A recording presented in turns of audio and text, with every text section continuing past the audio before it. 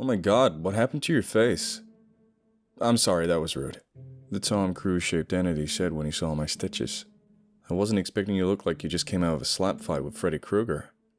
Please don't tell me he's real too, I begged him, looking up at him, my back against the ground. What? No, don't be ridiculous. But I'm thinking of playing him in a reboot. No. God, no, just give us the 2-hour Les Grossman movie everybody wants. I told him as I pulled myself up off the side of the building and started shuffling back down the walkway. Aren't you gonna ask why I'm— Nope! But don't you wanna— No! You sure you don't have any questions? Yes! I shouted back, not having nearly enough energy to deal with that bullshit. What the hell's wrong with you? Holly asked when I walked through the door. You look like you just saw a ghost, Rissa added. You know how I always joke about running into wild Scientologists? Well, that shit ain't funny no more, I answered cryptically. Holly and Rissa exchanged looks of confusion before we heard knocks at the door. Now who the hell is it? John Travolta? I groaned as I walked back over to see who it was. Han? What's going on? Pack a bag. You're coming with me, he stated very matter-of-factly. What? Hell no! Do you know what time it is? And I've got several broken ribs and a shredded face. I'm not going anywhere with you right now. Is exactly what I would have said if I didn't have 1,000 images running through my head of having my face caved in like an empty drink can. I'll go get my things, I answered instead. Wait a minute, you can't just come over here and— Holly started to argue, but was stopped when Han snapped his arm out and popped her straight in the nose. You are the main reason my sister got dragged into all of this to begin with. If you even speak to me again, I will pull your tongue out. That's fair, she mumbled through her hands, now cupping a bloody nose, as she sat back down on the couch. So, where are we going? I asked as we walked down the dimly lit street. I don't think there's any bus stations or airports around this way. We aren't going to any of those. We're traveling a different way, he explained as we rounded a corner and— oh, Jesus Christ, I should have known. There sat the Dirty Work Inc. door yet again. I couldn't believe I hadn't noticed which way he was taking me, but I was still kind of impressed that he found out about this place on his own. I never got the chance to hide the card for him to find. The guy must be as smart as he is strong, which is more than a little scary. He knocked on the door, which cracked open in response. What? I heard Mark's voice growl. I need information. I have money, he answered. The hand poked out and waved us in.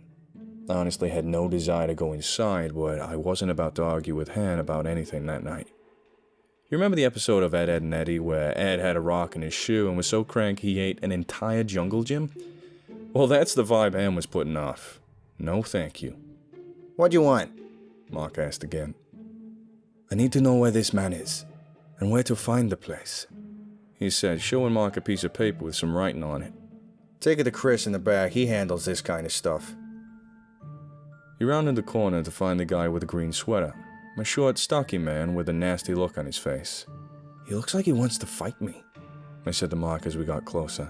He looks at everyone like that, Mark said. Oh, so he doesn't want to fight me? I asked.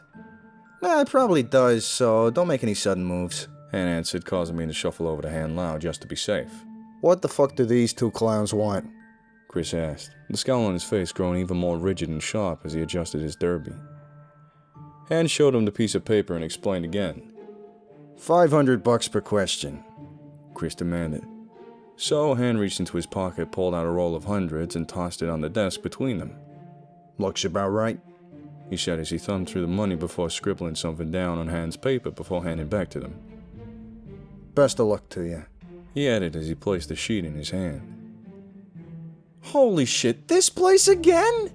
I yelled as I noticed two familiar guys behind the desk. Apparently one of the places was that weird joint from where Holly went to the Waffle House, and I still missed the damn sign. What do you want? The shorter rounder of the two asked. Passage, Han Lau answered, walking over and placing some cash on the counter. Scooping out the money and counting it, the taller, thinner one asked. Where to? McAllen, Alabama, Han replied, reading off a piece of paper. Well, the closest one we got to that location is Birmingham. You able to do that? That's all I asked. That's fine. As close as possible. Right then, back the way you came. The short one instructed, doing something behind the desk. What's in Alabama? I asked him, forgetting again to check the sign as we left. A man. He's going to make something for me. And you need me to help you? Why? I want someone around who is familiar with all this supernatural stuff, he said as he tapped the screen on his phone.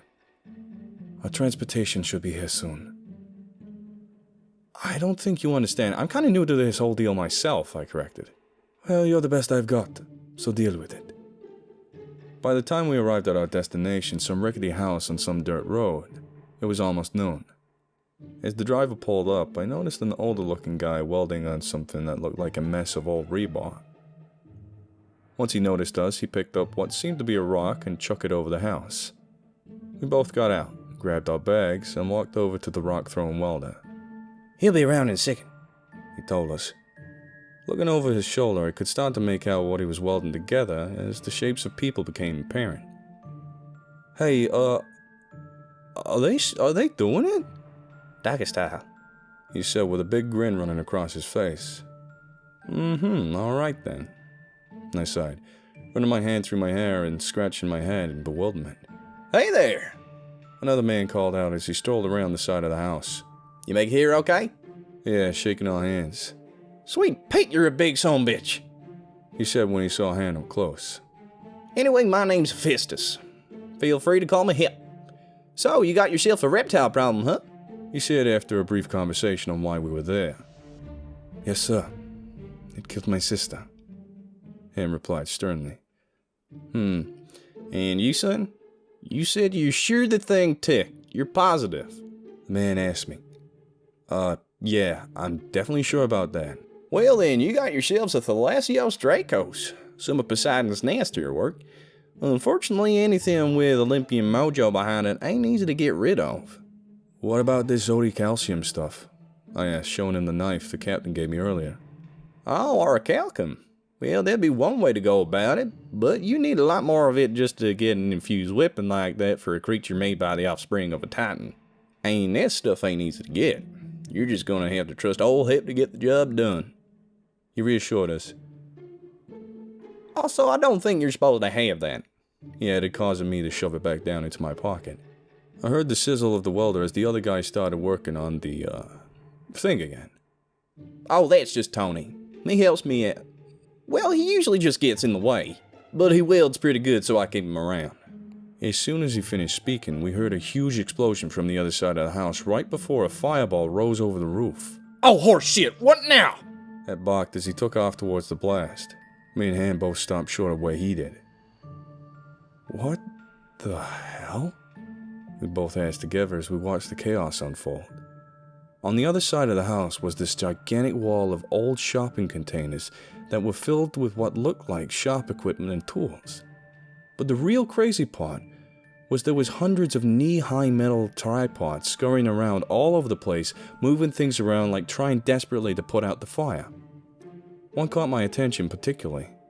Covered in soot and still smoldering as it stood in front of Hep, who was shouting down at it. What did you do? What? Was that gasoline? The thing seemed to nod. Where did it all come from? How'd you get the gas? I swear the first chance I get, you're out of here, he yelled, missing a kick at it as it scurried away to join the others. Then, taking a deep breath, he turned to speak to us again. So, let's get you settled in. There's only one bed, I stated as we stood in the doorway of the guest bedroom. Place looks a lot better than it did from outside, though. That's for damn sure. You take the bed. I prefer to sleep on the floor, Anne told me, tossing the bag into a corner. I'm supposed to see Hephaestus tomorrow morning, he said as the sound of machinery picked up from outside. All throughout the night, the whirring and clanging and pinging of the shop never seemed to die down, even for a moment. But I didn't actually mind. I grew up next door to a mechanic, so those sounds were almost like a lullaby to me. That was probably the best night's sleep I had since I moved to LA. And it was in Alabama. Go figure. By the time I woke up the next morning, Han was already up and out. So I just kinda laid there for a while, not knowing what else to do. About an hour later, he came back up to the room looking pale as a sheet, barely able to hold himself up. Whoa, dude, you look like hell. What happened? He's not gonna feel too hot for a little while, Hap answered for him. See, the thing he's here for, the steel has to be quenched in a mixture of two very specific things. The oil from a lamp of Olympus and the blood of the owner-to-be. A lot of blood to be more accurate. That sounds expensive. What's the thing gonna set him back? It's on the house. I want to see this thing gone just as much as he does. Thing used to wipe out whole villages back in the day. Just never thought I'd see someone with the chops to do it. That thing, it scares the piss out of damn near everybody with a pulse. And the only things willing to fight it can't kill it because they ain't got no blood. So is he the problem? Yeah, I guess so, I think. Okay, well, I'm gonna get back at it. Tony's gonna bring y'all some food in here in a minute. Should only have to hang around another day, but it depends on when Big Boy's up and about again, he said before disappearing back into the hallway. After we ate, Han rolled back up into his blanket to sleep. It's rare to see you not exercise, I said. Sleep is an important part of health.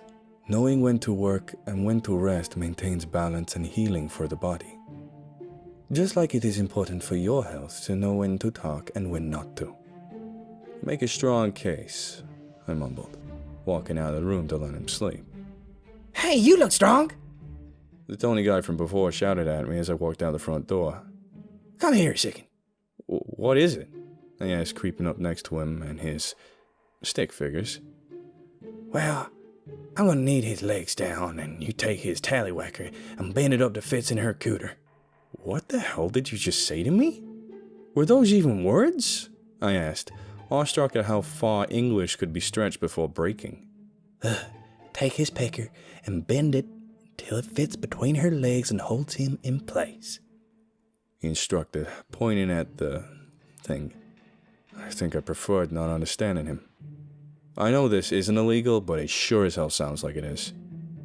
The next morning we packed up to leave. The memory of spending half a day jerking and cranking on a rusty rebar dork still fresh in my brain, motivating me to move even faster.